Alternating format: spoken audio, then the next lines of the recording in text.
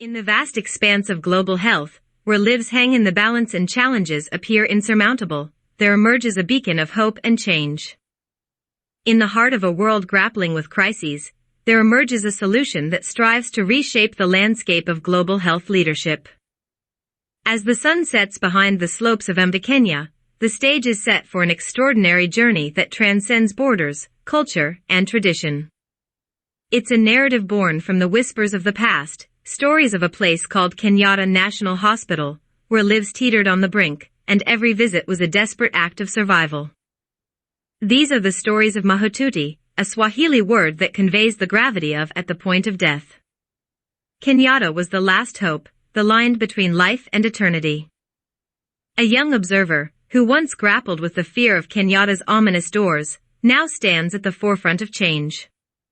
This observer's journey, from a patient to a medical student, from the lush Kairomo campus to the bustling Kenyatta National Hospital campus, serves as the backdrop for the new vision for global health.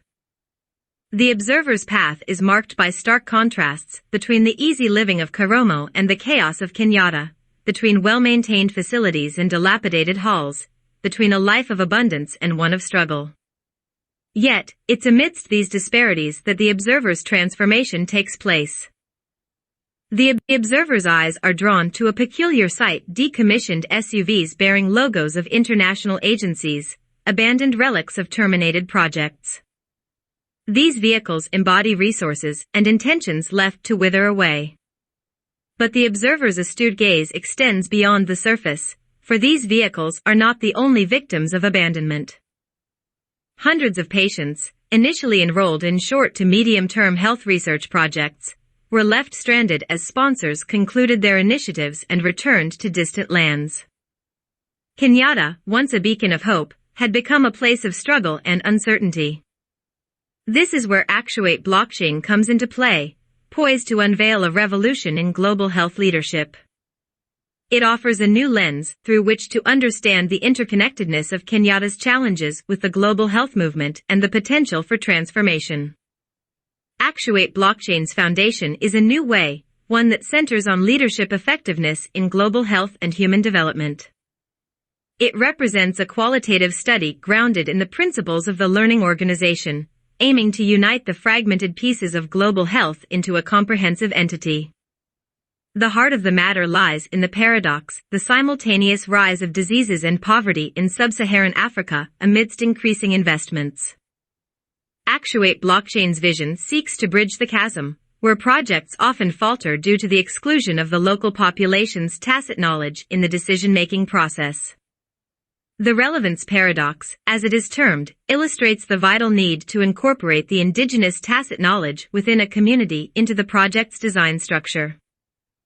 This narrative embarks on a quest to understand the pivotal importance of indigenous tacit knowledge, encompassing the voices of local nationals, diaspora nationals, and the business community. These are the stakeholders whose insights, if harnessed, have the power to change the course of global health. In a world where change is essential, Actuate Blockchain aims to solve the relevance paradox, unraveling emergent knowledge from these stakeholders and offering a transformative solution to the complex challenges of global health. Stay tuned as we navigate the uncharted waters, unveiling how Actuate Blockchain aspires to usher in a new era of global health leadership. Kenyatta, back in the day, verbatim. Growing up on the slopes of Kenya, the slopes, I heard stories about Kenyatta National Hospital. You were sent to Kenyatta, mahututi, Swahili word for, at the point of death. After working on coffee for days and nights on end, I could hear remarks among the grown-ups, I am a case for Kenyatta. After more than 100 hours of working on coffee beans, you did not have the strength to stand up. You ate in bed. You were tired to the point of death, from extreme work. You were sent to Kenyatta at the point of death, from extreme disease. You did not hear about people being sent to Kenyatta otherwise. You had to be at your point of death if you were to be admitted in Kenyatta. Otherwise, how could the hospital cope with a flood of patients coming from the four corners of the country? Kenyatta was the national referral hospital for Kenya. Health professionals around the country referred every difficult case in a country of 32 million people to Kenyatta. Although my mother and her friends joked about being a case for Kenyatta after weeks of hard labor on coffee, being admitted in Kenyatta was not a laughing matter. I was admitted mahututi to Kenyatta at one point. I know, it is no laughing matter. I have found that life has an interesting way of dealing with me. The stories I heard about Kenyatta growing up on the slopes left me thinking, Kenyatta is the last place I would want to be. At the age of 15 or so, no one maintained the age book in my village. As far as I know, I was admitted in Kenyatta, mahututi. For what seemed like an interminable period of time, this could have been a week, I do not remember how long, I stayed there. I shared a bed with different patients. The first day I had an elderly-looking man. He could have been in his 30s, but he seemed as if he was in his 70s. He slept with his head on one end of the bed, and I on the other end. My bedmate was too sick to talk. He could not stand. He could not sit. He vomited blood all night. His skin was cold and dry. He was very thin. On the second day, the nursing staff removed his body. He had died in the night. I was too sick to know or register what was happening. After that, the hospital staff brought other patients to the very crowded ward. Everything was a blur. I remember vaguely about sharing bed with other patients. I remember getting an intravenous line. I remember unpalatable porridge-like substance given to us for food. More than anything else, I remember the smell. An overwhelmingly choking pungency issuing from 100 or so unbathed humans, crammed into a space created to accommodate only 32 people. The smells of human excretions, bodily secretions, combined with the scent of the disinfectant solution to produce an unbearable stench. I was too sick to care. So was everyone else in the ward. When my aunt came to visit, she thought that I was going to die there. She convinced the doctor to discharge me. She took me to her house, bathed, and fed me warm soup. She then went to the market, came back home with medicines. I recovered slowly. I have never forgotten the smell. That was my first encounter with Kenyatta. As fate would have it, years later, I found my way back to Kenyatta, this time not as a patient, but as a medical student. Yes, who would have thought? Okay, I am here at the University of Nairobi. After 2 years of slogging through the basic sciences of human anatomy, biochemistry, and physiology in College of Sciences in serene Karomo campus on Riverside Drive in Westlands, Nairobi, I am transferred to College of Clinical Studies in Kenyatta National Hospital campus in Upper Hill, Nairobi. The transition was from serene Karomo campus to Kenyatta National Hospital Medical School campus was a culture shock of sorts. Karomo is couched in a lush green wooded area next to the Nairobi Arboretum, in an upscale neighborhood. Life was easy in Karomo, everything was clean, fresh air, great food. Everyone seemed happy, in the lush green campus, except for the continuous assessment tests coming at the end of every week. Kenyatta was crowded, too many people everywhere. The place was dusty, with many high-rise buildings crammed in a small space. The halls of residence seemed very old and dilapidated, compared to the halls in Karomo. Utilities were dysfunctional. Water was available sporadically, and many times we had to go to another hall to take a shower. The kitchen was disorganized and the dining hall was rarely clean. The place was visibly crying for cleaning and maintenance in general. I noticed many beautiful sport utility vehicles, SUVs, parked next to the medical students' kitchen building. The SUVs bore logos for UNICEF, WHO, CARE, UNIFEM, and similar international agencies.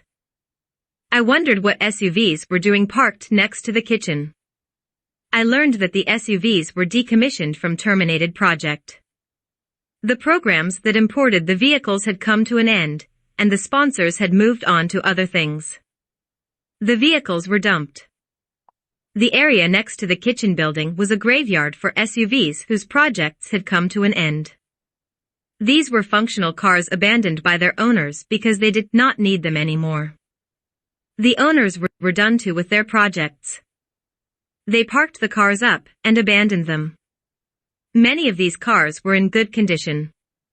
The university could not use them because, among other administrative problems, there was no money for gasoline and maintenance. The SUVs were parked for life. For the next 3 years, I witnessed addition of more almost new SUVs to the pile, as more projects came to a close. I also noticed that international project sponsors did not only abandon the vehicles next to the medical school kitchen. Also abandoned were hundreds of patients who were enrolled in short to medium-term health projects. The sponsors of the programs would leave abruptly and go back to where they came from, mainly Europe and United States, leaving hundreds of patients stranded. At the introduction of a new disease program, the sponsors would employ local doctors, medical students, nursing students to go out and recruit patients. Many of the projects involved a heavy research component, as a part of a clinical trial on infectious diseases. Other projects were community-based campaigns against disease of public health concern such as tuberculosis or acquired immunodeficiency syndrome. Patients would travel hundreds of miles from their villages, at enormous costs, coming to Nairobi seeking care provided in various projects at Kenyatta National Hospital. As far as I can remember, all the projects lasted 1 to 2 years, after which period the sponsors returned home, leaving the patients stranded in the city. As medical students, we started clinical clerkship in Kenyatta Hospital in 3rd year of medical school. During clerkship, we attended the ward rounds in the morning with the attending physician and the resident physician, and the nursing staff. The morning rounds involved reviewing patients admitted to the ward in the previous 24 hours. The resident worked all day and all night, admitting patients to the ward. During a 24-hour period, the resident admitted about 120 patients into a ward with bed capacity for 32 patients. The work of the nurses was incredibly difficult. They did not have room to keep the patients who kept coming throughout the night. At the end of a 24-hour, there were patients everywhere in the ward. Some on the floor, multiple patients on the same bed, sometimes 3 or 4 patients on a bed. We did not have medical supplies to take care of such a huge volume of patients. We recycled disposable gloves by boiling. We did not have intravenous solutions for volume support. We sent families to go out and buy intravenous kits from pharmacy downtown. Many a time the patient would die of dehydration before the family could return with the intravenous kit and fluid. Family members did not have cash needed to buy these supplies. Intravenous fluid was just the beginning of a list supplied needed, which ranged from painkillers to antibiotics, to antihypertensives, to anti-cancer drugs. This severe shortage of medical supplies in Kenyatta, and all the other hospitals throughout the country, followed implementation of the principle of cost sharing in the structural adjustment program mandated by the International Monetary Fund. It was amazing to see how seemingly harmless policies enforced by an international development can have a profound effect on the lives of millions of people. This effect left an indelible mark in me. Never before had I seen so many sick people in one place. Hundreds of sick people, all crammed in one place hoping for treatment that was not there. Years earlier, before the structural adjustment program, Kenyatta was different. It was clean and efficient. Now, the likelihood of leaving the hospital alive was close to zero for many patients. Patients became sicker in the ward. They acquired new hospital-borne diseases, nosocomial infections that complicated their own illnesses.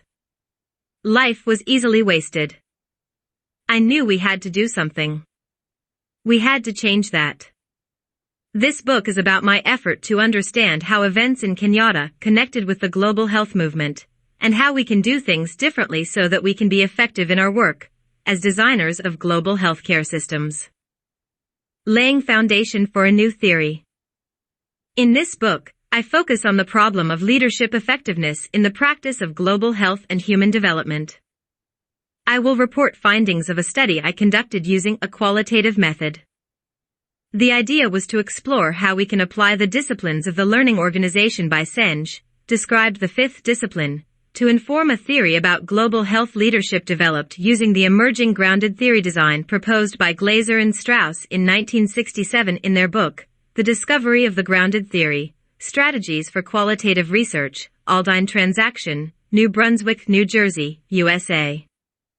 Specifically, I wondered how we can ground our thoughts in the fifth discipline, or systems thinking, the cornerstone of the learning organization, to develop strategies of conceptualizing, describing, and explaining global health as a comprehensive entity. We needed to move out from our current approach to global health, in which we respond to snapshots of reality. Solutions for global health problems were focused on these snapshots, rather than the whole picture.